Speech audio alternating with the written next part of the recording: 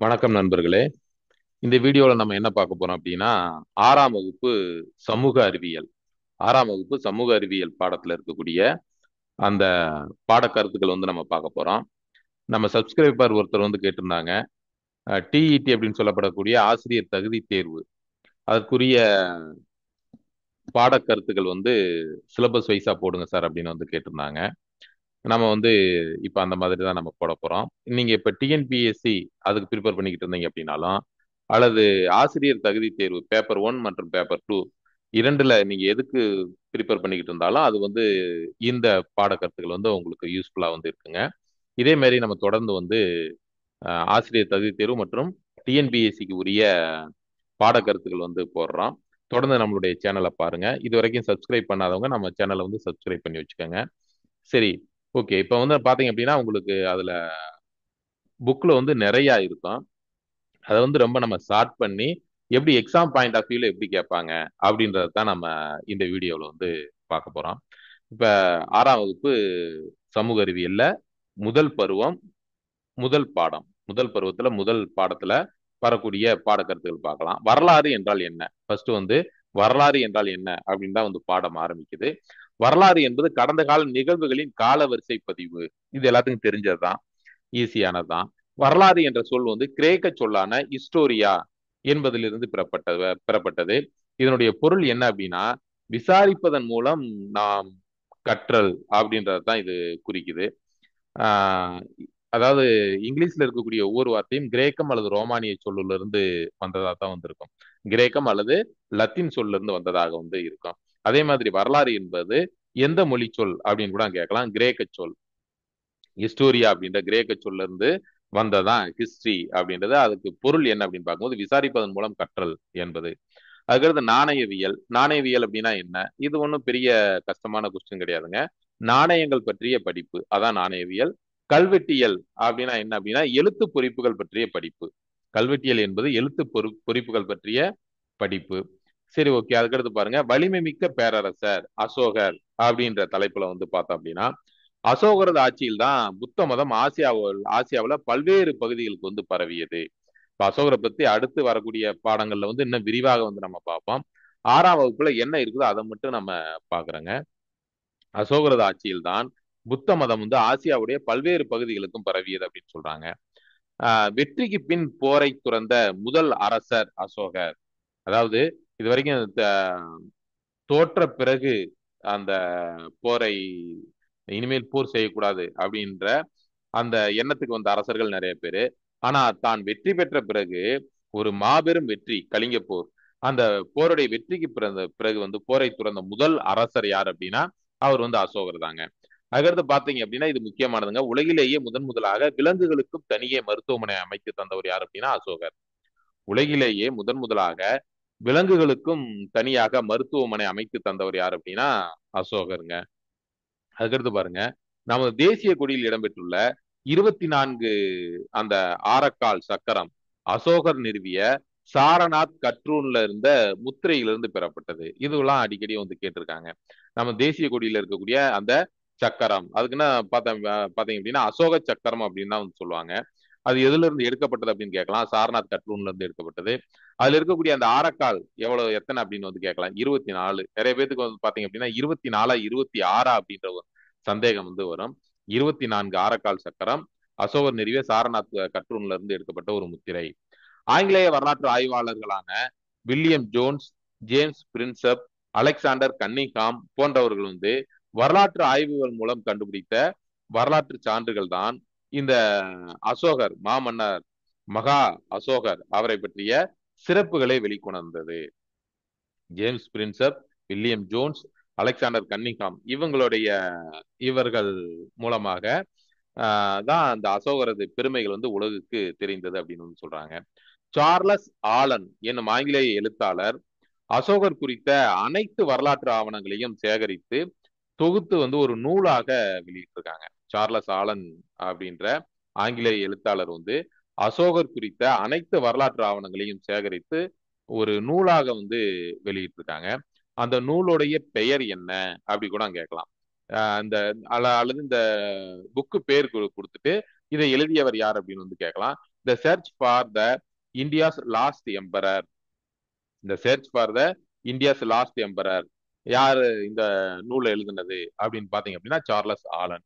அதற்கு பிறகுதான் பல ஆய்வாளர்கள் தங்கள் ஆய்வுகள் மூலமாக அசோகருடைய பொற்கால ஆட்சி குறித்த செய்திகளை வந்து வெளிக்கொண்டு வந்திருக்காங்க. இதற்கான சான்றுகள் வந்து சாஞ்சி ஸ்தூபிலையும் சாரநாத் கட்ரூன்லயும் காணப்படுதுங்க. அது அவ்வளவுதாங்க. அது பாடம் முடிஞ்சு. அடுத்து பாருங்க, அழகு 2 மனிதர்களுடைய பரிணாம வளர்ச்சி. மனிதர்களுடைய பரிணாம வளர்ச்சி. இதுல வரலாற்றுக்கு முந்தைய கால மனிதர்களையும் அவர்கள் பயன்படுத்திய பொருட்களையும் பற்றி படிப்பது தொல்லியல்.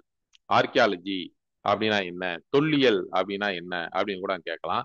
வரலாற்றுக்கு முந்தைய கால மனிதர்களையும் அவர்கள் பயன்படுத்திய பொருட்களையும் பற்றிய படிப்பு தான் தொல்லியல் அப்படின்னு வந்து சொல்றாங்க.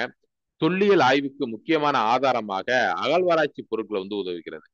பூமிக்கு அடியில தோண்டி எடுக்கும் போது அங்க இருக்கக்கூடிய எலும்புக்கூடுகள், எலும்புகள் மற்றும் மண்டை ஓடுகள், அவர்கள் பயன்படுத்திய மண்பாண்டங்கள், இது எல்லாத்தையும் வைத்துதான் அன்றைய மக்கள் வாழ்ந்த காலகட்டத்தையும் அவர்கள் அவர்கள் பயன்படுத்திய பொருட்களையும் அவர்களது வாழ்க்கை முறை, பண்பாடு, கலாச்சாரம், பாரம்பரியம் அனைத்தையும் வந்து நம்ம அறிந்து கொள்ள முடிகிறதுங்க.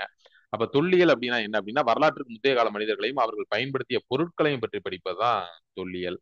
அதுக்கடுத்து மானுடவியல், ஆந்த்ரோபாலஜி அப்படின்னா என்ன, மனிதர்கள் மற்றும் அவர்களின் பரிணாம வளர்ச்சியை பற்றி படிப்பதுதான் மானுடவியல். மனிதர்கள் மற்றும் அவர்களது பரிணாம வளர்ச்சியை பற்றி படிப்பதுதான் மானுடவியல். இப்ப பாத்தீங்க அப்படின்னா குரங்குல இருந்து தான் மனிதன் வந்தான் அப்படின்னு வந்து சொல்றாங்க. அதாவது இதான் வந்து அந்த பரிணாம வளர்ச்சி, சார்லஸ் டார்வின் சொன்ன அந்த பரிணாம வளர்ச்சி, அதை பற்றிய ஆய்வு, அதை பற்றிய படிக்கக்கூடியதான் மானுடவியல் அப்படின்னு சொல்றாங்க.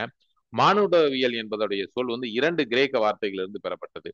ஆந்த்ரோபோஸ் அப்படின்னா, ஆந்த்ரோபோஸ் அப்படின்ற வார்த்தை என்பதனுடைய பொருள் வந்து மனிதன். லோகோஸ் என்பதுடைய பொருள் வந்து எண்ணங்கள் அல்லது காரணம் அப்படின்றாங்க. அதான் வந்து அதுல இருந்து பெறப்பட்டதான். அதாவது கிரேக்க வார்த்தையிலிருந்து பெறப்பட்டதான் ஆந்த்ரோபாலஜி அப்படின்றது. அதுக்கடுத்து மானுடவியல் ஆய்வாளர்கள் மனித குலத்துடைய வளர்ச்சியையும் நடத்தையையும் ஆராய்ந்து மனிதனுடைய கலாச்சாரம் மற்றும் சமூக நிகழ்வுகள் பற்றிய முழு விளக்கத்தையும் அடைவதற்கு முயற்சி செய்யறாங்க. அதுல வந்து பாத்தீங்க அப்படின்னா மானுடவியலாளர்கள் வந்து என்ன சொல்றாங்கன்னா, கிழக்கு ஆப்பிரிக்காவில் உள்ள தான்சானியா எனும் இடத்துல கிடைத்த மனித காலடி தடங்கள் வந்து அவங்க சொல்றாங்க. காலடி தடங்களை வந்து சில உலகின் பார்வைக்கு வந்து கொண்டு வந்திருக்காங்க.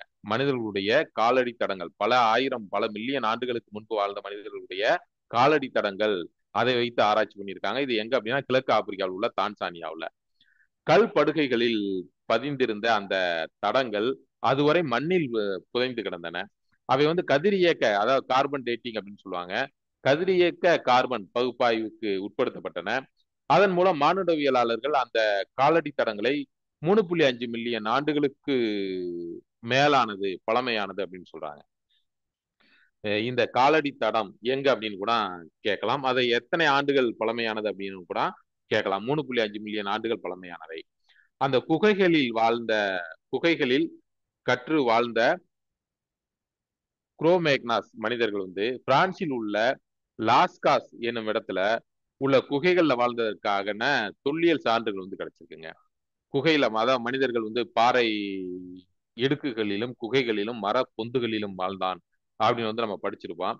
அது எங்க அப்படின்னா குரோமேக்னாஸ் மனிதர்கள் வந்து பிரான்ஸ்ல உள்ள லாஸ்காஸ் அப்படின்ற இடத்துல இருந்த அந்த குகைகள்ல வாழ்ந்ததற்கான தொல்லியல் சான்றுகள் வந்து கிடைச்சிருக்குங்க. இவர்களிடம் இறந்தவர்களை புதைக்கக்கூடிய பழக்கம் இருந்தது. இது ஒரு மிகப்பெரிய ஒரு சாதனையாக, மிகப்பெரிய ஒரு பண்பாடாக, கலாச்சாரமாக வந்து சொல்றாங்க. அந்த இறந்தவர்களை புதைக்கக்கூடிய பழக்கம் வந்து இருந்திருக்குது. இந்த குரோமேக்னஸ் மனிதர்கள் அந்த பிரான்ஸ்ல உள்ள லாஸ்காஸ்ல வாழ்ந்த குரோமேக்னஸ் மனிதர்களுக்கு வந்து இறந்தவர்களை புதைக்கக்கூடிய பழக்கம் வந்து இருந்திருக்கு அப்படின்னு சொல்றாங்க. மனிதர்களும் அவர்களது வாழ்விடங்களும். இதுல பாத்தீங்க அப்படின்னா இது வந்து மேக்சிமம் கேட்பாங்க. பொறுத்துக அப்படின்னு கேட்கலாம், அல்லது கீழ்கண்டவற்றில் எது தவறாக பொருந்தியுள்ளது அப்படின்னு கேட்கலாம், கீழ்கண்டவற்றில் எது சரியாக பொருந்தியுள்ளது அப்படின்னு வந்து கேட்கலாம். சரிங்களா? அப்ப நம்ம ஃபுல்லா படிச்சுக்கிட்டாதான் நம்ம வந்து கரெக்டா வந்து ஆன்சர் பண்ண முடியும். ஆஸ்ட்ரோலோபித்திகஸ் இந்த மனிதர்கள் எங்க வாழ்ந்தாங்க அப்படின்னா கிழக்கு ஆப்பிரிக்காவில் வந்து வாழ்ந்துருக்காங்க. பொதுவாக மனிதன் முதல்ல தோன்றிய இடம் அப்படின்னு பார்த்தா அது வந்து ஆப்பிரிக்கா தான் சொல்றாங்க. ஏன்னா ஆப்பிரிக்காவுடைய மனிதனுடைய அந்த உடல் அமைப்பும் அவனுடைய தோற்றம், அந்த கலர், ஸ்கின்னு, இது எல்லாத்தையும் பாத்தீங்க அப்படின்னா அந்த சிம்பன்சி அப்படின்னு சொல்லக்கூடிய மனித குரங்கு, அது ரெண்டும் வந்து ஒரே மாதிரி ஒத்து போவதாக ஆராய்ச்சியாளர்கள் வந்து சொல்றாங்க. அதனாலதான் மனிதர்கள் முதன் முதல்ல வாழ்ந்த இடம், முதன் முதல்ல தோன்றிய இடமாக ஆப்பிரிக்கா வந்து சொல்றாங்க. அப்ப ஆஸ்ட்ரலோதோபிகஸ் பித்திகஸ் இது வந்து எங்க அப்படின்னா பாத்தீங்க அப்படின்னா கிழக்கு ஆப்பிரிக்காவுல. அதுக்கடுத்து ஹோமோ ஹெபிலியஸ், ஹோமோ ஹேபிலிஸ், இங்க இந்த மனிதர்கள் எங்க வாழ்ந்தாங்க அப்படின்னா தென்னாப்பிரிக்காவுல வந்து வாழ்ந்திருக்காங்க. அதுக்கடுத்து ஹோமோ எரக்டஸ், ஹோமோ எரக்டஸ் பாத்தீங்க அப்படின்னா ஆப்பிரிக்கா மற்றும் ஆசிய பகுதிகளில் வாழ்ந்திருக்காங்க. அதுக்கடுத்து வந்து மனிதர்கள் வந்து இடம்பெயர ஆரம்பிச்சிட்டாங்க அப்படின்னு வந்து சொல்றாங்க. நியாண்டர்தால் மனிதன் இது எங்க அப்படின்னு பாத்தீங்க அப்படின்னா ஐரோப்பா மற்றும் ஆசியா இந்த இரண்டு பகுதிகளிலும் சேர்ந்து வாழ்ந்ததுனால யூரோசியா அப்படின்னு வந்து சொல்றாங்க. நியாண்டர்தால் மனிதன் ஐரோப்பாவிலும் வாழ்ந்திருக்கான், ஆசியாவிலும் வந்து வாழ்ந்திருக்கான். அதுக்கடுத்து குரோ மேக்னாஸ், இந்த மனிதர்கள் பாத்தீங்க அப்படின்னா பிரான்ஸ்ல வந்து வாழ்ந்திருக்காங்க. குரோ மேக்னஸ் மனிதர்கள் பிரான்ஸ். பீக்கிங் மனிதன், பீக்கிங் மனிதன் பாத்தீங்க அப்படின்னா சீனாவில் வந்து வாழ்ந்திருக்காங்க. அதுக்கடுத்து கொஞ்சம் கொஞ்சமாக பரிணாமம் அடைந்த இன்றைய, அதாவது இன்றைய மனிதனுக்கு நேரடி மூதாதையர் அப்படின்னு வந்து சொல்லுவாங்க. அவங்க யார் அப்படின்னா ஹோமோசேப்பியன்ஸ். இந்த ஹோமோசேப்பியன்ஸ் எங்க வாழ்ந்திருக்காங்க அப்படின்னா ஆப்பிரிக்காவில் வந்து வாழ்ந்திருக்காங்க ஹோமோசேப்பியன்ஸ். அதுக்கடுத்து ஹைடல்பார்க் மனிதன், இவங்க வந்து எங்க வாழ்ந்திருக்காங்க அப்படின்னா லண்டன்ல வந்து வாழ்ந்திருக்காங்க. ஹைடல்பார்க் மனிதன் வந்து லண்டன்ல வந்து வாழ்ந்திருக்காங்க. சரி, ஓகே. அடுத்து பார்த்தோம் அப்படின்னா அடுத்து வரக்கூடிய பாடப்பகுதியில அடுத்த வீடியோவில் வந்து பார்க்கலாம். தொடர்ந்து நம்மளுடைய சேனலை பாருங்க. நீங்க டிஎன்பிஎஸ்சி, டிஆர்பி மற்றும் போலீஸ், எஸ்ஐ எக்ஸாமுக்கு ப்ரிப்பேர் பண்ணிக்கிட்டு இருக்கீங்க அப்படின்னா இது வந்து உங்களுக்கு ரொம்ப யூஸ்ஃபுல்லாக இருக்குங்க. Wish you all the best. இதோட நம்ம இன்றைய வீடியோ வந்து நம்ம முடிச்சிருவோங்க.